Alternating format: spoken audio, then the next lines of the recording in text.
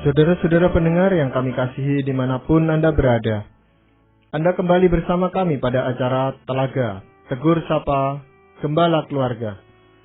Saya Gunawan Santoso dari Lembaga Bina Keluarga Kristen akan berbincang-bincang dengan Bapak Pendeta Dr. Paul Gunadi. Beliau adalah seorang pakar dalam bidang konseling serta dosen di Seminari Alkitab Asia Tenggara, Malang. Perbincangan kami kali ini tentang mengapa anak berbohong. Kami percaya acara ini pasti bermanfaat bagi kita sekalian dan dari studio kami mengucapkan selamat mengikuti. Bapak sebagai orang tua itu saya rasa tidak ada yang ngajari anaknya untuk berbohong kepada orang lain, apalagi membohongi orang tuanya. Tetapi pada suatu saat itu saya pernah dikejutkan itu ketika tahu bahwa anak saya itu berbohong gitu, Bapak. Saya tahu persis bahwa dia berbohong, mengatakan sesuatu yang tidak yang sebenarnya gitu, Pak Paul. Nah, ini sebenarnya apa yang mendorong anak itu kok sampai berbohong gitu, Pak Paul? Dapat kita katakan hampir semua anak ya, atau dapat kita katakan semua anak pernah berbohong. Sebagaimana kita pun sewaktu masih kanak-kanak pernah berbohong. Jadi saya tidak mengatakan berbohong adalah hal yang baik atau yang benar, tapi saya ingin mengatakan bahwa berbohong merupakan bagian dari pertumbuhan kita juga sebagai manusia. Jadi kita jatuh bangun, dan melalui jatuh bangun itulah akhirnya kita belajar untuk lebih berani menghadapi fakta. Nah, anak-anak juga akan harus melewati fase-fase ini. Dan penting sekali bagi orang tua untuk bisa menyikapi hal ini dengan benar. Yang pertama yang perlu sekali orang tua lakukan adalah ini. Orang tua tidak boleh menuduh anak berbohong bila tidak mempunyai bukti. Ini selalu adalah prinsipnya. Jangan sampai karena adanya kecurigaan, orang tua sudah langsung menuduh anak berbohong. Sebab apa? Kalau itu tidak benar, tuduhan orang tua sangat melukai anak. Melukai anak sampai-sampai dia akhirnya bisa berkata pada akhirnya, ngapain? Jelas-jelaskan, karena toh akhirnya saya tidak dipercaya. Nah, ini yang tidak kita inginkan tertanam atau tumbuh dalam diri anak kita. Jangan sampai anak-anak akhirnya malas berkomunikasi dengan kita. Nah, saya sering lihat masalah ini nih antara orang tua dan anak. Orang tua sudah langsung mencecar, menuduh anak sudah melakukan sesuatu, dan kalau tidak mau mengakui dituduh berbohong, walaupun belum mempunyai bukti. Nah, seringkali anak-anak sebetulnya sudah melakukan yang dituduhkan orang tua, tapi orang tua belum punya bukti. Ya, namun karena terlalu sering orang tua langsung menuduh, nah anak-anak akhirnya merasa marah karena kok engkau belum menemukan bukti sudah langsung menuduh. Sehingga masalahnya berubah menjadi masalah engkau memang tidak mempercayaiku. Nah, dari sini menjalar ke daerah-daerah lain dalam hubungan mereka. Dan si anak akhirnya berkata, percuma menjelaskan kepada orang tua, tidak akan dipercaya kok. Ya, reaksi kita sebagai orang tua itu biasanya kalau tahu anaknya berbohong itu langsung panik gitu, Pak Paul. Makanya tadi timbul tuduhan-tuduhan dan sebagainya, marah dan sebagainya. Karena panik. Loh, kok saya ini orang tua kok terang-terangan dibohongi oleh anak yang kecil yang kita asuh gitu loh, Pak Paul. Itu sebabnya penting bagi kita memahami kenapa anak berbohong. Saya akan memberikan beberapa penjelasan. Pertama, anak berbohong karena ia takut kepada kita. Nah, kadang-kadang kita memang terlalu keras. Akibatnya anak-anak nggak berani mengatakan kebenarannya, karena dia tahu kalau mengatakan apa yang sungguh-sungguh terjadi, dia akan kena marah kita atau pukulan kita. Konsekuensi kita terlalu keras untuknya. Jadi akhirnya anak berbohong. Ada kalanya anak berbohong karena ia tahu kita tidak akan memenuhi permintaannya. Kalau dia beritahu terus terang bahwa dia akan menonton, dia tidak akan diberikan izin. Maka dia berbohong. Dia berkata dia ke rumah temannya untuk belajar. Dengan kata lain, kalau anak sudah tahu banyak yang dia minta itu tidak akan diberikan, dia akan lebih terdorong tergoda untuk berbohong. Nah, itu salah satu alasan kenapa anak berbohong. Alasan yang lain adalah anak berbohong karena ia ingin membenarkan tindakannya. Ya. Jadi dia tidak terima disalahkan. Dia tidak mau dicap dia yang salah, dia yang keliru. Nah, itu terlalu mengganggu egonya misalkan. Jadi untuk membela diri, jangan sampai dia disalahkan dan tidak terlihat dia itu yang lemah atau dia itu yang kalah, maka anak berbohong. Nah, kadang-kadang itu yang terjadi, ya. Dan satu lagi penjelasan kenapa anak berbohong ialah ada sebagian anak yang memang baru menemukan ilmu baru ini nih ya, ilmu berbohong ini nih. Dan wah, dia menemukan bahwa ilmu berbohong ini ada manfaatnya. Ya, dia bisa lepas dari tugas, dari hukuman, berkelit, ya. Rupanya ini ilmu yang bagus juga. Jadi si anak mulai menerapkannya. Nah, dari yang saya jelaskan ini, saya mau menyadarkan kita semua bahwa memang ada pelbagai motivasi kenapa anak berbohong. Dan orang tua perlu menyadari yang mana itu tuh. Nah, sebagian yang tadi telah saya singgung merupakan memang bagian wajar dari kehidupan anak-anak ya. Apalagi yang mau masuk ke remaja. Mereka ingin bisa membela diri, tidak mau langsung dipersalahkan. Jadi ada kalanya itu adalah bagian yang wajar. Jadi saya kira orang tua jangan sampai terlalu terkejut dan kaget, takut, sehingga buru-buru memarahi anak, dan sebagainya. Kita ya tempatkan masalah ini dalam perspektif yang lebih tepat. Iya, tapi dalam banyak hal itu kan memang mereka itu bisa berbohong karena melihat kita itu kadang-kadang ya berbohong gitu Pak Paul ya. Nah, itu salah satu penyebab kenapa anak berbohong juga ya, karena ya anak melihat kita pun berbohong. Dan kalau kita sampai memarahi dia, dia akan berkata, "Papa pun berbohong." Nah, jadi penting kita sebagai orang tua tidak melakukan hal yang kita larang anak kita melakukannya. Iya. Nah, Pak Paul, apakah ada hal yang lain gitu Pak Paul tentang ini? Berbohong ini. Yang berikutnya ini ya Pak Gunawan, kita harus bisa mengontrol emosi kita, ya. Emosi berlebihan ya dan memanggil anak pembohong tidak akan menyelesaikan masalah.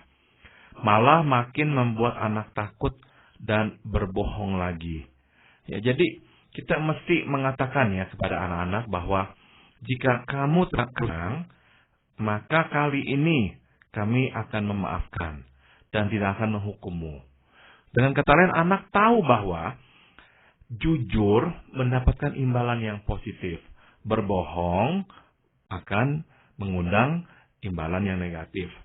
Maka kita memang menekankan kejujuran. Kalau kamu terus terang, maka tidak akan ada hukuman buatmu. Nah, dengan cara seperti ini, akhirnya anak lebih terdorong untuk berani terbuka. Tapi kalau kita marah-marahin dia dengan keras, ancam-ancam dia, dan meminta dia untuk berterus terang, ya dia akan berkata, belum ketahuan aja sudah begini, apalagi ketahuan ya lebih parah lagi. Maka waktu anak berbohong, kita perlu ya mengontrol emosi kita itu. Ya, dan itu harus dilakukan berdua, artinya suami istri ya, atau ayah ibu dari anak itu harus sepakat untuk menerapkan itu Pak. Saya setuju, jangan sampai ada satu yang misalkan membela si anak, ya, melawan orang tua yang satunya, membaik-baikan si anak. Nah, dua-dua memang harus seimbang. Tapi di pihak lain juga ya jangan sampai ya dua-dua itu seperti macan ya, karena sama-sama konsisten. Nah, ini dua-dua seperti macan yang menyerang si anak. Si anak juga susah. Jadi kuncinya memang ya dua-dua harus bisa lah menguasai emosi. Ya, dan itu kalau sekali kita mentoleransi dengan mengatakan ya sekali ini tidak apa-apa lah kamu dikasih bisa dimengerti dan sebagainya. Tapi bagaimana kalau lain kali dia melakukan kebohongan lagi gitu Pak? Itu sebabnya kita perlu mengatakan kali ini kami maafkan kamu. Kalau dia mengulang lagi, baru kita berikan hukuman. Jadi kita setelah maafkan dia, kita katakan jangan mengulang lagi. Kalau lain kali kamu mengulang lagi, nanti kami berikan hukuman. Jadi kita sudah janjikan itu. Nah, lain kalinya kalau kita mendapati si anak melakukan hal yang sama, nah baru kita berikan dia hukuman. Ya, tapi dia katakan memang takut itu loh Pak Paul. Biasanya alasan yang sering kali dikemukakan itu saya takut kalau ngomong yang sebenarnya. Ya, hampir semua anak akan mengatakan itu. Tapi nggak semua anak benar-benar menggunakan alasan itu karena itulah yang sebenarnya dia rasakan. Sebagian anak ya hanya menggunakan itu, ya, menutupi kenapa dia berbohong. Sebab anak-anak sebagian besar tahu ya bahwa orang tua itu tuh kalaupun tahu dia berbohong, kalaupun tahu kesalahannya apa, mungkin reaksinya nggak seperti yang dia pikirkan. Ya, tapi ya dia akan gunakan alasan tersebut. Ya, ada orang tua itu yang memberikan penjelasan panjang lebar tentang risiko berbohong, lalu digunakan cerita-cerita dari Alkitab, sebagainya, contoh-contoh akibatnya apa kalau berbohong, itu bagaimana Pak Paul? Saya kira nggak apa-apa. Jadi dalam misalkan ibadah keluarga, ya orang tua bisa menjelaskan ya, kenapa kok nggak berbohong, kenapa kok Tuhan tidak senang dengan orang yang berbohong. Hal itu kita boleh ya bagikan dan seharusnya lah kita ajarkan anak-anak kita untuk terus terang. Namun sekali lagi, sikap orang tua itu penting sekali. Orang tua yang bereaksi berlebihan menghadapi kebohongan anak akan membuat anak sangat takut. Dan ketakutan itu tuh membuat anak lebih mudah berbohong. Tapi kenyamanan dan rasa aman membuat anak lebih tidak terdorong untuk berbohong. Ya, jadi ini prinsip jangan sampai kita lupakan. Ada anak yang mengatakan akibatnya enggak apa-apa, enggak serius, lalu dia merasa bohong itu enggak apa-apa gitu Pak Paul.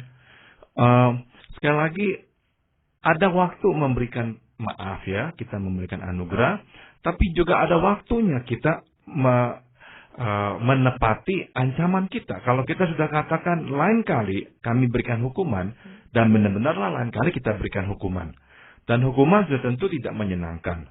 Ya, agar dia bisa ingat bahwa ini menyakitkan, jangan sampai dia mengulangnya lagi. Ya, hal itu bisa menjadi sifat gitu Pak Paul ya. Seseorang anak itu yang biasa suka berbohong, lalu dia itu cenderung mengulang-ulang terus kebohongannya itu. Dan ini yang harus kita jaga ya Pak Gunawan. Jangan sampai anak itu tuh makin hari makin canggih berbohong. Maka ini prinsip yang harus kita pahami, yaitu kita harus memotong mata rantai bohong. Maksud saya begini, jangan menginterogasi anak untuk membuatnya mengaku bila kita sudah tahu bahwa ia berbohong. Kita sudah temukan buktinya, tapi kita sekarang memaksa dia untuk mengakuinya. Nah, untuk bisa membuat dia tersudut dan mengakuinya, maka kita mendesaknya, menginterogasinya, menjebaknya dengan pertanyaan-pertanyaan, sehingga akhirnya dia masuk ke dalam perangkap kita dan mengakui bahwa dia telah berbohong. Nah, ini yang seringkali saya temukan dalam reaksi orang tua kepada anak waktu anak berbohong. Dan saya harus katakan reaksi ini kurang tepat. Sebab semakin anak itu tuh ya melihat orang tuanya mencoba menjebaknya agar dia mengakui perbuatannya, semakin banyak ilmu yang dia pelajari dari orang tua. Bagaimana supaya lain kali dia jangan tertangkap. Dengan kata lain, semakin orang tua menginterogasinya, semakin anak belajar berbohong dengan lebih canggih. Nah, ini yang kita harus putus. Mata rantai seperti ini harus kita putus. Jadi kalau kita sudah punya bukti bahwa anak memang berbohong, kita nggak usah lagi menuntut pengakuannya. Nggak usah menunggu sampai dia berkata, iya saya memang telah berbuat ini dan saya berbohong. Tidak usah. Kita langsung katakan saja bahwa ini dia faktanya. Dan kamu telah melakukan titik, dan kita nggak meminta dia memberikan penjelasan. Karena buktinya terlalu jelas. Nah, setelah itu baru kita berikan sanksi yang sesuai dengan perbuatannya. Ya, kalau dia merasa diperhadapkan seperti itu, Pak Paul, itu apakah tidak membuat dia malu? Ada kalanya iya, tapi kalau memang itu hal yang dia lakukan dan dia harus menanggung akibatnya, saya kira ya nggak apa-apa. Biarkan. Kita sajikan apa yang dia telah lakukan dan ini memang salah. Nah, daripada kita sudut-sudutkan dia sampai dia akhirnya terpojok dan dia harus mengaku. Enggak, kita potong. Jangan akhirnya terjebak ke dalam perdebatan. kita katakan apa, dia debat, mana buktinya, ini apa, ini apa. Nah, akhirnya si anak makin hari makin pandai berbohong. Nah, maka ini kita perlu putuskan ya Pak Gunawan. Jangan sampai orang tua masuk ke dalam lingkaran ini. Tapi bagaimana halnya kalau kita itu ragu-ragu gitu Pak Bal, anak ini bohong apa enggak ya? Tapi perasaan kita mengatakan ini bohong ini, gitu. Saran saya memang kita harus cari buktinya. Maka kita kembali kepada prinsip pertama, kalau memang kita belum punya bukti, sebaiknya kita enggak memanggilnya dan menuduhnya berbohong. Sebaiknya tidak. Kalau tidak punya bukti, bagi saya, ya sudah. Sebab nanti akan ada buktinya. Nanti kalau memang dia bersalah ya, dia akan mengulang lagi dan akan memunculkan bukti. Nah, di saat itulah baru kita pegang bukti tersebut. Ya, kalau memang baru setengah-setengah, kita biarkan. Kita biarkan. Sebab memang kita tidak punya bukti itu. Nah, itu kan berarti Pak Bal, kesalahan yang sudah dilakukan beberapa hari atau bahkan beberapa minggu yang lalu, yang ketawanya baru sekarang, kita marahi sekarang. Nah, itu kan enggak pas gitu, Pak Bal. Nah, kalau memang baru sekarang lah kita temukan buktinya, saya kira nggak apa-apa. Kalau memang kita sudah tahu buktinya, tapi kita tahan-tahan, nah itu saya kira ya keliru.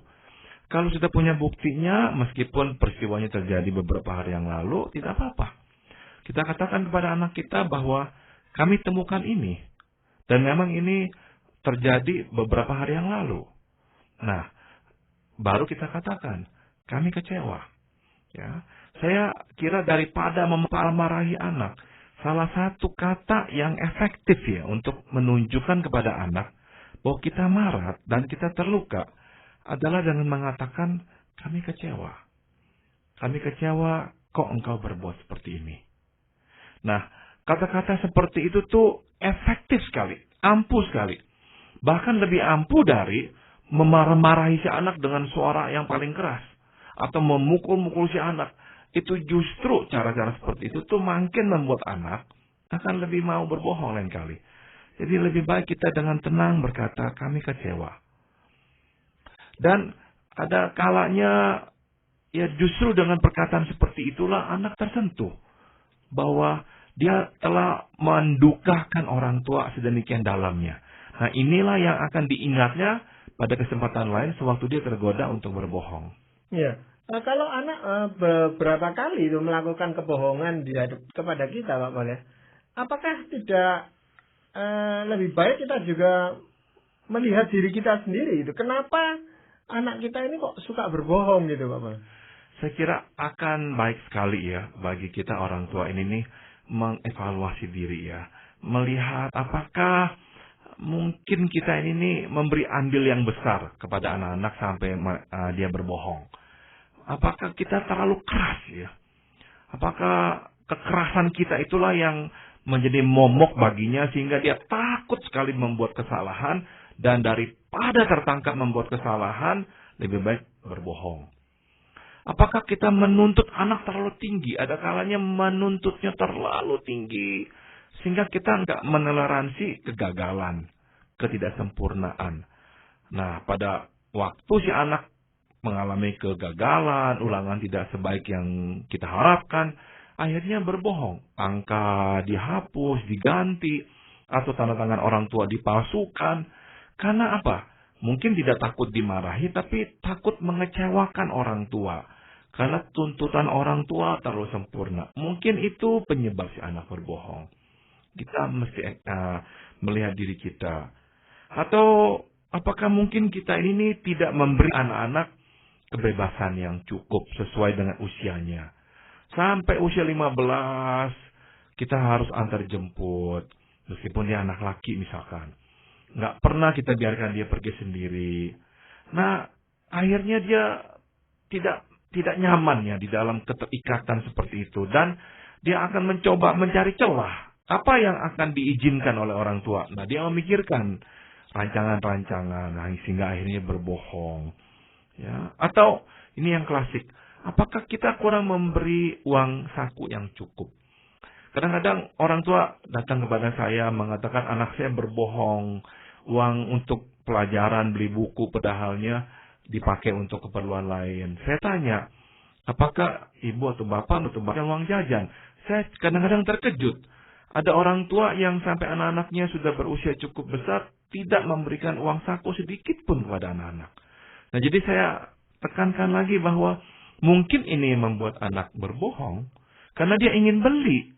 Temannya beli makanan, beli mainan kecil atau apa, tapi dia tidak punya uang. Akhirnya ya dia membohongi orang tuanya. Jadi periksa diri juga ya sebagai orang tua. Kalau kita memang perlu mengubah beberapa hal tentang cara-cara kita membesarkan si anak, ya bersedialah untuk mengubahnya ya, sehingga anak-anak tidak digiring untuk membohong. Ya, kalau kita sebagai orang tua juga terlalu lemah, artinya setiap kebohongan kita ya tidak apa-apa lah, tidak apa-apa, kita toleransi terus, itu kan juga memupuk anak untuk berbohong terus kepada kita, Pak. Ya, maka jangan sampai kita itu tuh meninggalkan sanksi. Tetap ya, ada kalanya kita memberikan anugerah. Tapi pada umumnya kita memberikan sanksi. Asal sanksinya yang sesuai. Ya, jangan sampai sanksinya itu tuh berlebihan. Ya, berteriak-teriak, memukuli anak-anak. Nah, sanksi yang berlebihan membuat anak nantinya lebih mau berbohong. Tapi sanksi yang sesuai, yang cukup, ya, akhirnya membuat si anak sadar. Ya, lain kali jangan begitu. Tapi yang paling penting adalah si anak akhirnya harus belajar dan harus tahu bahwa dia tidak perlu berbohong. Kebanyakan anak-anak yang berbohong pada awalnya menganggap bahwa mereka perlu berbohong. Sebab apa? Tidak ada jalan lain. Nah, ini yang perlu atau yang harus kita sadari. Jangan sampai anak berkeyakinan mereka berbohong. Ya, ciptakan suasana rumah yang relatif aman ya, penuh kasih dan ada pengampunan. Sehingga anak-anak merasakan tidak perlu kok berbohong. Sebab jujur pun akan diterima. Nah, jadi kita ya sebetulnya menyuburkan kejujuran di situ tanpa disadari. Ya, itu kalau terhadap kita sebagai orang tuanya, kita bisa bersikap seperti itu. Tetapi kadang-kadang juga orang tua itu setengahnya itu ngajari anaknya berbohong terhadap gurunya gitu, Pak Paul. Misalnya aja mau diajak pergi, bilang aja besok kamu sakit kemarin, nanti saya yang buatkan surat. Nah, itu gimana? Ya, ini kesalahan-kesalahan yang orang tua acap lakukan dan tidak menyadari bahwa ini akan berdampak kepada anak ya. Yang lain lagi yang saya kira cukup klasik adalah kalau orang telepon, bilang tidak ada, bilang lagi tidur, atau kembalinya jam berapa. Nah, hal-hal seperti ini nih membuat anak berpikir bahwa tidak apa-apa berbohong untuk lari dari tanggung jawab. Nah, waktu anak kita berbohong, kita marah setengah mati. Tidak menyadari bahwa kita telah memberi contoh kepada anak untuk berbohong, guna bisa lari dari tanggung jawab. Nah, kita memang mesti periksa diri kita ya. Apakah kita menjadi contoh kejujuran ataukah kita menjadi contoh kebohongan bagi anak-anak? Kalau kita menjadi contoh kejujuran, nah barulah anak-anak lebih bisa mengikuti ya kejujuran itu. Ya, sebenarnya Alkitab itu cukup lantang gitu Pak, cukup banyak itu mengingatkan kita, bahkan di 10 perintah Allah pun dengan jelas dikatakan kita itu tidak boleh berbohong, jangan berdusta, itu kan jelas sekali gitu Pak. Nah, untuk perbincangan kita kali ini, apakah ada ayat firman Tuhan yang ingin Pak Paul sampaikan? Saya akan bacakan dari Yehezkiel 18 ayat 20. Orang benar akan menerima berkat kebenarannya, dan kefasikan orang fasik akan tertanggung atasnya. Nah, ini prinsip yang kita ingin tanamkan pada anak-anak. Bahwa orang benar akan menerima berkat kebenarannya. Jadi, kalau dia hidup benar, dia mengatakan yang benar, dia akan menerima berkat kebenarannya itu. Sebaliknya, kalau dia hidup tidak benar, hidup fasik, maka kefasikan itu juga itu kan harus ditanggungnya suatu hari kelak. Jadi, hal-hal seperti ini yang kita tanamkan. Tapi, sekali lagi saya tekankan, tanamkan bukan hanya melalui mulut kita ya, pengajaran-pengajaran kita, tapi melalui perbuatan-perbuatan kita juga. Dan sebagai orang tua memang kita harus menciptakan iklim yang aman dalam rumah kita. begitu amannya sehingga anak-anak tidak merasakan perlu untuk berbohong. Ya, memang sulitnya melakukan firman Tuhan ini, Pak Paul, untuk hidup tidak berbohong. Padahal kita hidup di tengah-tengah suatu masyarakat yang ya kita tahu bahwa kebohongan itu setiap hari kita bisa jumpai dengan mudah sekali. Ya, menjadi hal yang kita anggap akhirnya bukan dosa itu. Berbohong kita katakan ada bohong untuk kebenaran, bohong untuk apa. Ya, kita akhirnya memang mengkompromikan ya nilai-nilai itu. Tapi sebetulnya benar ya benar, bohong yang bohong. Ya, itu sulitnya kalau anak kita melakukan seperti itu ya di luar, itu kadang-kadang juga dijadikan dimangsa oleh teman-temannya, itu dirugikan dia. Maka salah satu hal yang kita juga ingin tumbuh kembangkan pada diri anak-anak ialah dia harus mampu menjaga diri, melindungi diri. Dengan cara apa? Salah satunya memang adalah berdalih. Maka tadi pada awal pembicaraan kita saya juga mengatakan bahwa meskipun kita tidak membenarkan berbohong, tapi memang ini bagian dari pertumbuhan anak. Pertumbuhan untuk dia bisa merasionalisasi, untuk membenarkan tindakannya, untuk berdalih dengan kata lain. Dan kadang-kadang memang masalah itu bukan hitam putih. Nah, dia bisa menemukan titik tengah, bukan hitam putihnya itu tuh. Nah, dengan dia menemukan titik tengah itu, dia bisa selamat juga. Jadi hal seperti ini perlu dipelajari oleh anak. Maka tadi, ya sekali lagi, bukannya saya membenarkan berbohong, tapi sikap atau reaksi kita jangan berlebihan. Karena ini salah satu keterampilan juga nih. Ya, keterampilan yang kalau dipoles, menjadi keterampilan yang baik, tidak berbohong, tapi sekaligus bisa melindunginya dia dari orang-orang yang memang mau menekannya. Iya, ini sesuatu hal yang sangat penting sekali, Pak Paul, saya rasa, dan akan sangat bermanfaat bagi orang tua yang mendidik anak-anaknya untuk hidup benar di hadapan Tuhan dan di hadapan sesama. Terima kasih Pak Paul untuk perbincangan ini, dan para pendengar sekalian, kami mengucapkan banyak terima kasih Anda telah mengikuti perbincangan kami dengan Bapak Pendeta Dr. Paul Gunadi dalam acara Telaga, Tegur Sapa Gembala Keluarga. Kami baru saja berbincang-bincang tentang mengapa anak berbohong. Bagi Anda yang berminat untuk mengetahui lebih lanjut mengenai acara ini, silakan Anda menghubungi kami lewat surat. Alamatkan surat Anda ke Lembaga Bina Keluarga Kristen atau LBKK, Jalan Cimanuk 58, Malang. Anda juga dapat menggunakan email dengan alamat telaga@indo.net.id.